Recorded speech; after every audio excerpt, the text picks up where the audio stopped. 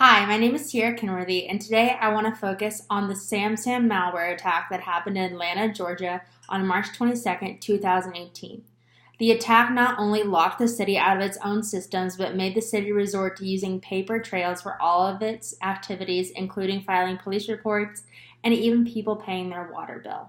What's really amazing about this attack is that it was done by two individuals who are not even located in the United States using pretty basic software that was just running through routine password codes until it finally hacked into their system. What we're going to analyze today is the attack itself, how it was executed, initial reactions, the root of the problem, how it was handled, and what could have been done differently, not only by the state, but by internal auditors and by key officials. The attack itself was a SamSam malware attack that crippled the city of Atlanta and several of its online services for more than a week, and actually it ended up being damages that really weren't recuperated from until about a month after, and they still face problems even after that. The attackers were identified as Iranian nationals Fahmaraz Savandi and Mohammad Mansouri. What the two did not intend for was the perfect timing, because there had recently been an election and a sworn-in mayor who was there for not even 3 months before the attack was ensued. The ransomware arrived again less than 3 months into the terms of the new mayor of Atlanta, Mayor Keisha Lance Bottoms. By her own admission, Mayor Bottoms had paid little attention to the cybersecurity of her city, focusing instead on the issues she addressed in her campaign. With a city of a budget of about $2.1 million, it was a prime target for this attack. While the city of Atlanta receives an average of over 1,000 cyber attacks per day, what made this one unique is that it wasn't a phishing scam or something that could be opened by employees, but was just a SamSam malware, which essentially means it was a system that went through over millions and tens of millions of codes until it finally cracked into the system and hacked the system. It often targets Java-based application servers or Microsoft's remote desktop protocol.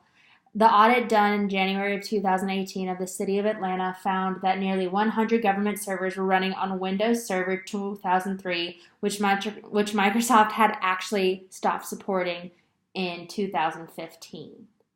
The initial reactions was that while the attackers asked for a Bitcoin amount that totaled about 51,000 US dollars, the damages they caused resulted in over $30 million in damages and systems repairs.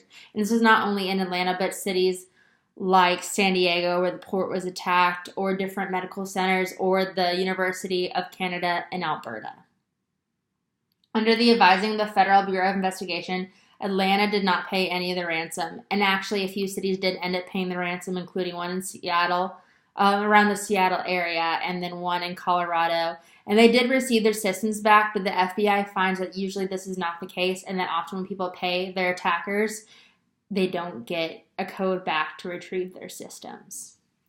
The root of the problem, after a lot of analysis by myself and by experts, was backed by the January audit, saying that it truly came down to the organizational culture, which we find a lot is the source of weakness for any organization, whether it's in their continuity planning or just in their day-to-day activities and how they increase revenue or decrease revenue or find that they are inefficient or more than efficient. It just comes down to organizational culture, how your employees feel about their workplace, and how much attention they actually put in their routine activities. And this specifically hones in on the IT department.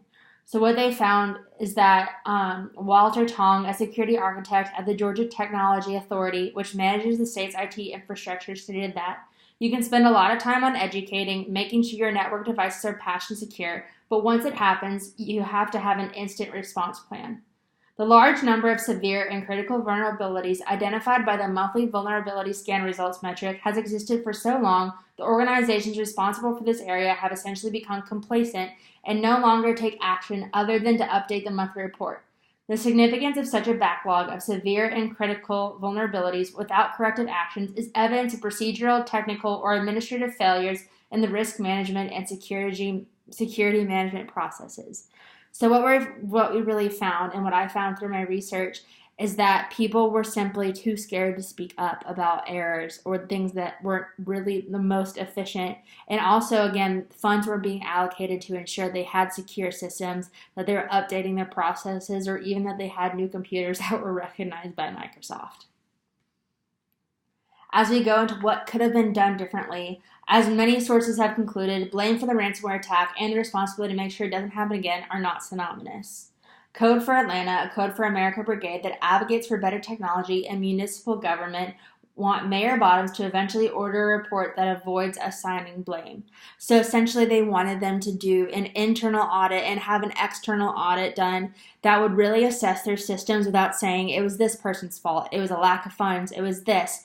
Because with that kind of culture, with that point the blame kind of mentality, people would be scared to be honest and assess themselves, the routine checkups they were running, and how they were planning for that continuity. An engineer who thinks they're going to be reprimanded are disincentivized to give the details necessary to get an understanding of the mechanism, pathology, and operation of the failure. This lack of understanding of how the accident occurred all but guarantees that it will repeat, if not with the original engineer, another one in the future. This was the mentality that was taken on by Etsy in 2012. Their vice president was speaking about this, about how it's made Etsy so efficient with running their servers and their systems. This has not only been adopted by places like Etsy, which is an online craft store, but also like Google. They take the time to let their engineers know that they're not going to be reprimanded for simple mistakes, but when they come forth with these and they find the errors, they're going to be able to fix them and make a better business continuity plan in the future that will avoid loopholes in the system that can allow for security to be down or for anyone to access their materials. As we go through and as we look, we can see that what we learned in our book about internal audits, how it ensures a successful system that's better than just testing or running routine activities, is that it's not only assessment of our systems, but also assessment of our plans and our people. And what it really aids to this is a strong organizational culture.